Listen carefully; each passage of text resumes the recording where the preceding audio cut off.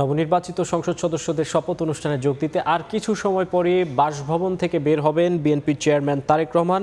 এই মুহূর্তে গুলশানে আছেন আমাদের সহকর্মী হাসান ওয়ালি, সরাসরি চলে যাচ্ছি তার কাছে। ওয়ালি, কিছুক্ষণ পরই সংসদ সদস্য হিসেবে এবং বিকেলে প্রধানমন্ত্রী হিসেবে শপথ নিতে যাচ্ছেন বিএনপি চেয়ারম্যান তারেক রহমান। তিনি দীর্ঘ নির্বাসিত জীবন শেষে লন্ডন থেকে ফেরার পর থেকে কিন্তু এই বাসাটিতে রয়েছেন গুলশানের, এবং আমরা ঠিক বাসার সামনে রয়েছি।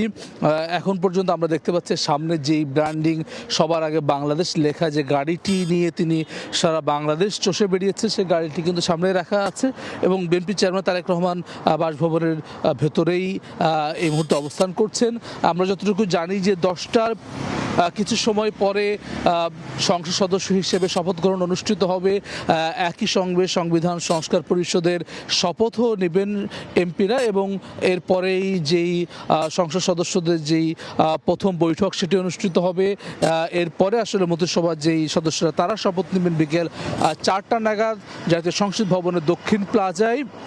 এবং মন্ত্রী পরিষদ নিয়ে নানান ধরনের কানাঘুষা কারা হচ্ছেন সেটি নিয়ে এক ধরনের আলোচনা চললেও একটি পদ কিন্তু একেবারে নির্ধারিত, সেটি প্রধানমন্ত্রী হতে যাচ্ছেন শহীদ রাষ্ট্রপতি জিয়াউর রহমান এবং সাবেক প্রধানমন্ত্রী বেগম খালেদা জিয়ার বড় পুত্র বিএনপি চেয়ারম্যান তারেক রহমান, যিনি দীর্ঘদিন ধরে আসলে বিএনপিকে নেতৃত্ব দিয়ে আসছেন। স্বৈরাচার বিরোধী আন্দোলনে দীর্ঘ সময় যিনি লন্ডনে নির্বাসিত থাকা অবস্থাতেও ভারপ্রাপ্ত চেয়ারম্যান হিসেবে নেতৃত্ব দিয়েছেন, এবং একই সঙ্গে বিএনপি চেয়ারপারসন বেগম খালেদা জিয়া তিনি চিকিৎসাধীন অবস্থায় শেষ ত্যাগ করার পরে, মারা যাওয়ার পরে কিন্তু তিনি বিএনপির হাল ধরেছেন চেয়ারম্যান হিসেবে, সারা দেশ চষে বেরিয়েছেন এবং তার হাত ধরে কিন্তু বিএনপি 2/3 আসনে ভূমিধস বিজয় পেয়েছে জাতীয় সংসদ নির্বাচনে।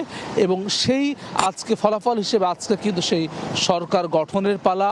সেই সরকার গঠনের মধ্য দিয়ে কিন্তু আসলে আগামী দিনে বিএনপি যে দেশ গঠনের রূপরেখা দিয়েছে, বাংলাদেশ পুনর্গঠনের কথা বলছে, সেই কাজ শুরু করবে এবং বিএনপি চেয়ারম্যান তারেক রহমান প্রধানমন্ত্রী হিসেবে শপথ নেবেন। বিএনপি চেয়ারম্যান তারেক রহমানের বাসভবনের সামনে থেকে যুক্ত হয়েছিলেন সহকর্মী হাসান ওয়ালি।